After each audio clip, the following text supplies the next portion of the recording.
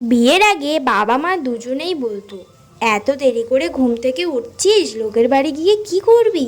আর দেখো, বাবা মার কথা তো সত্যি হলো না, কারণ বিয়ের পরেও আমি এখানে অনেক দেরিতে ঘুম থেকে উঠি, আমাকে কেউ কিছু বলে না। তো যাই হোক, এখন দেখো সকাল 8টা বাজে আর এখন আমি ঘুম থেকে উঠে পড়েছি। আর এখন আমি যাব, আমার যেগুলো কাজ আছে সেই কাজগুলো তো আমাকে করতে হবে না। আর আমার নিজের কাজ নিজে করতে ভীষণ পছন্দ করি। তো যাই হোক, আজকে দেখো অনেকগুলো জামা কাপড় জমে গেছে, এইগুলো আজকে কাচতে হবে। আর যেহেতু আজকে জল আসবে, কারণ এখানে 3 দিন পর পর জল দেয়, বাড়িতে থাকতে জলের কষ্টটা বুঝতে পারতাম না, এখানে এসে জলের কষ্টটা বুঝতে পারি।